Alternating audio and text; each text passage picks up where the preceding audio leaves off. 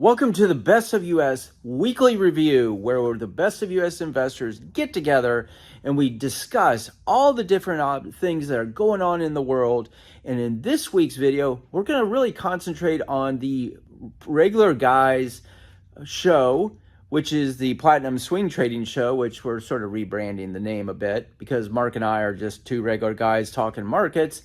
We put up a video every Wednesday, along with we do the Sunday Platinum call, along with we participate in Carrie's call on Fridays as well. So you should definitely jump in and join our group so you can get this insight. Well, this week, we're going to focus on the two regular guys Platinum Swing Trading call.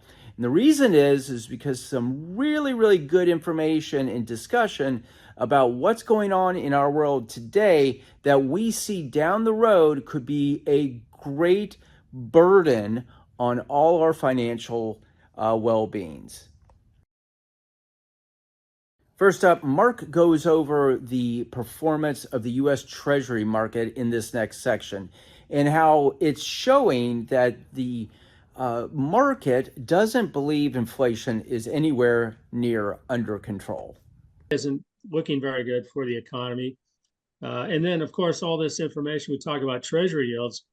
And part of the reason we saw our markets dump a little bit this week was higher Treasury yields. Although they're a little bit down today, Treasury yields finished at their highest level since November yesterday, after data showed the core PCE inflation came in hot for the first quarter, even as U.S. economic growth with the GDP slowed to 1.6%. So the yield on the two-year Treasury jumped 6.5 basis points to 4.99%. from 4.93%. I think it even hit 5% level yesterday, and that's the highest since November 13th.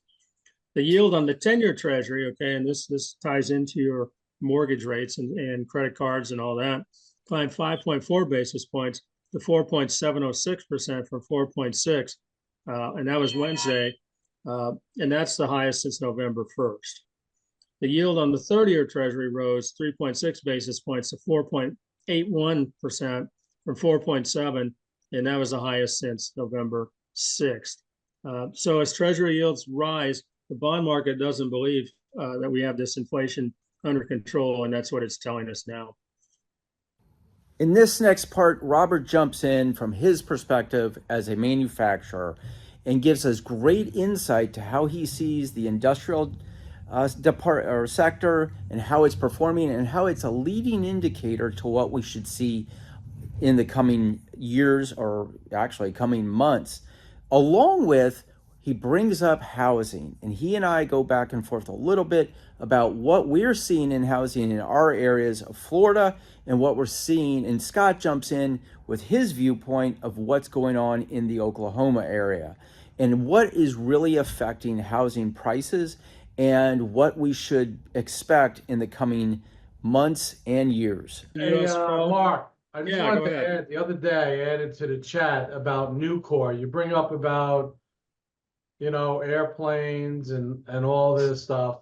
Nucor is a direct supplier to Boeing, to American-made Army equipment, military, Boeing itself, the planes, and their numbers were in trouble. And I've been waiting for this to show its head. So this goes to show me these are what they call American-made steel bolts. There's no imported steel in these fasteners. And that's a pure sign that we're in for trouble. Because every time they show that they're having issues with meeting expectations, and their expectations were down here, not up here, that's a big flag for me that I follow. Yeah. So is that a leading indicator for your business then? Yeah, it's a leading indicator for my business. It's a leading indicator for the industrial industry. So anybody listens to those talking heads on CNBC talking about they're investing in Fastenal and all that, don't invest. They're going to go lower. It's good to know. So how does that affect your thinking about your company? Knowing that you see that, what does that do for That you? tells me there's a rough road ahead, because Okay. that's telling me the demand is still dropping for fasteners in our industry. That means contracts are being let but not being executed on. So in other words, what they do is, let's just say they gave Boeing, a $50 million contract, just using a number. And what they do is they don't release, like they release the actual contract, but then they have to fund the contract so work can begin. And typically when they release these contracts, they're waiting for the funding, or should I say, print more money so they can pay for it. Right. And that's what happens with those type of contracts. And that's why we're all seeing our bids out there, but they're not moving forward. They're just sitting. So no follow-up. They're just sitting on someone's desk, basically. Yeah, and we keep following up. My salespeople keep following up, and nothing's happening. These are bad. These are all bad signs. And So Bob, if you flash back to like 2004, 2005, 2006, I assume you were in the business at some level. you'll see the same thing. When did you see that? That's 2000. You started to see that in 2010. You saw the fall off in 2010. Yeah. So it was all good until 07, 08, Well, it was 09. rocky road for 2 years. Mm-hmm. But if you remember the 2000, well, really 2006 is when the Great Recession started back then, not Right. 2010. It started Right. in 2006, but it officially hit the markets in 2009, right? So, Gotcha. Yeah. and then it carries on. So as it hit that market, that's what we're seeing right now. Yeah, that's the picture in my head. We're seeing the topping of the market. We're seeing, Microsoft and Google coming out and saying they had great revenues. And what's the bar? Where's the bar set? Yeah. That's the real question. If it's down here, it's not hard for them to beat it, right? But set it up here and let's see where we're going. But anyway, to answer your question, in 2009, 2008, it started, but we didn't see the actual kill until 2010. And that's what we're starting to see now. It's starting to rear its head. Next new core earnings will be, we need 2 or 3 of these. When we see 2 or 3 of them like that, that's the start of the bad show. So if I'm interpreting what you're saying correctly, we're probably 2005, a year from now, when we're going to start to see blood in the streets. Next year, To some level, start sipping in. The next year, you're going to start seeing blood in the streets after the presidential election, because we all know they're going to drop rates, right? And they're going to push up, they're going to drive up Inflation. exactly. Drive up inflation, lower interest rates. If they drive down the long-term rate, then housing's going to take off, and that's going to be like the balloon being filled with helium, right? Right. But housing will only take off if people have jobs. So it's really crucial that employment stay up and people make money, and that their paychecks exceed their expenditures. And we just saw a chart that shows that their expenditures are higher than their paychecks. Bob, so I can. But none of that, surprises me. I don't know how closely everybody watches the real estate market, but I watch it every day in my neighborhoods, in my area. Yeah. And I would tell you, probably out of every 10 houses that are coming on the market that actually go to contingent are coming back on the market. They're out of that 10, at least 4 of them. And that's a high number. And I'll tell you what my thoughts on that is. It's 2009, 2010 again, where they're undervaluing. Let's just say that the house sells for, my area here, nothing's less than $1 million. Everything's $1 million or more, right? So let's say it sells for $1 million. The banks, if they're going for a mortgage, 50% of the homes in my neighborhood here are paid with cash. Okay, 50% are not, which are usually the lower numbers. So if they're going to go finance that $1 million, the bank is saying that house is worth $750, not $1 million. So you better bring about 400, 500,000 to the table to get the mortgage on that $1 million house.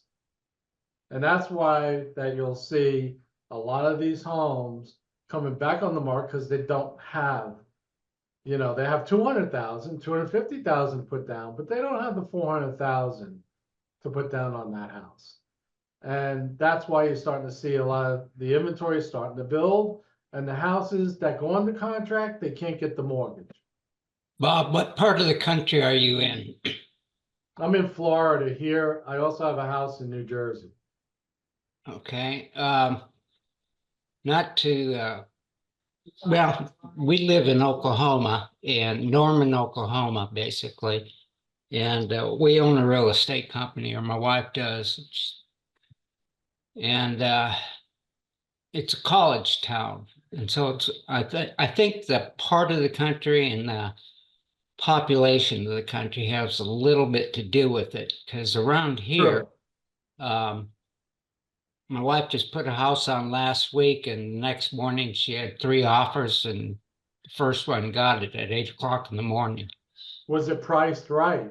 Yeah, exactly. Right. Price right. The next one was priced a little bit higher, but she had already accepted the first one. Right. So that's the problem. That's the point, right? They're inflating when they put the houses on the market, they're inflating the numbers. The other problem is that you have these hedge funds inflating the market. They're buying these houses up at full price, and they're not worth those numbers. It may not be happening in your neighborhood, but I'll tell you it's happening in Jacksonville over here. Yeah. In a big way.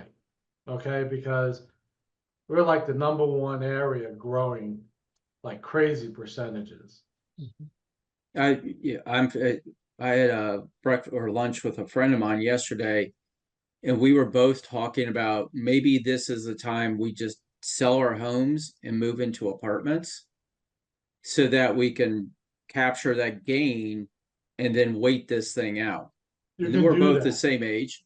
We're both the same age, so we don't have kids in the house.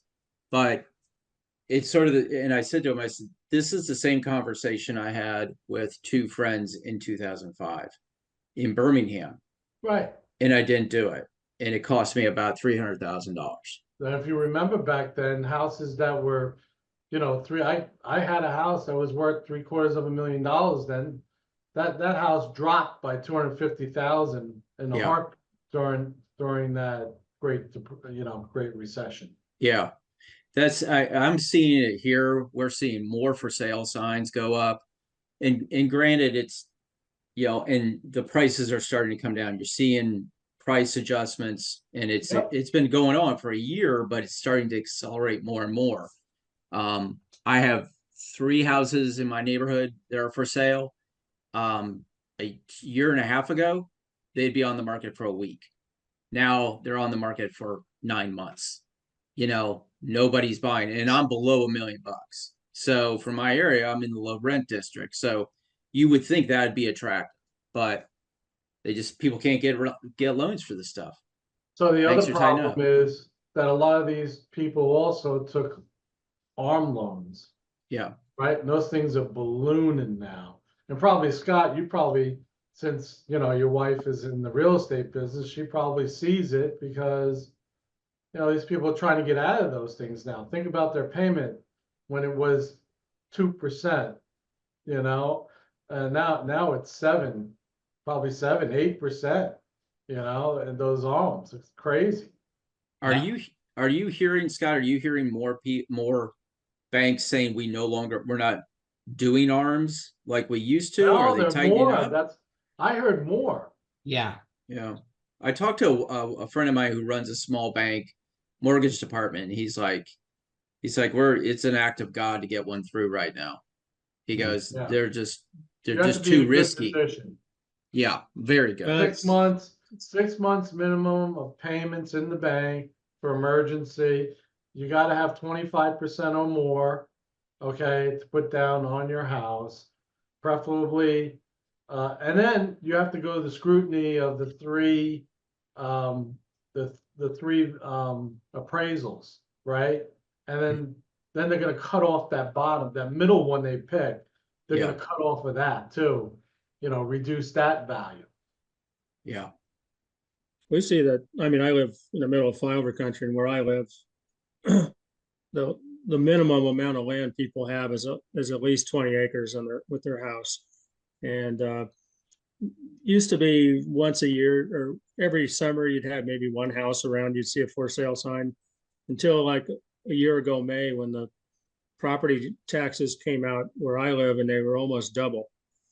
They doubled them, and and I saw 5 to 10 signs go up right away. And one of them was my neighbor across the way. He moved to a cheaper tax state, but his house he put on the market for what he thought was a going price, and it was. Uh, but it was on it for almost a year before he finally sold it, and he had to drop it down $250,000 to get that done. Wow. And that I was like, it was like before, like you said, Trent, one would go on the market out here and it'd be gone in a week, and not anymore. And that's right out here. And I constantly get letters from these realtor companies, that farm management or lawyers who want to buy my farmland out here, and they're in the cash. We'll send you cash, and here's what we'll send you, and of course it's way under what it's worth for me, but I see a lot more of that coming out, and there might be people that are actually in financial trouble that would take that, discounted cash right away for their land and get out. But I'm seeing a lot more of that too. I think So, that's yeah, it's last week was the first week that I got an email on a list of foreclosures in my area. And that hasn't happened in years. And they're not the most, they're on the north, they're on the bay, they're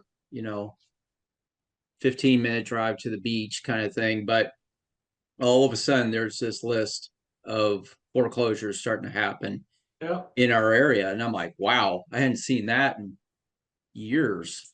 Well, I mean, this is the kind of information that I like about this group, because you're certainly not hearing this on any financial CNBC show. Exactly. Yeah, you're not. And it's interesting, that we got Oklahoma and the Midwest. You guys are down in the Southeast.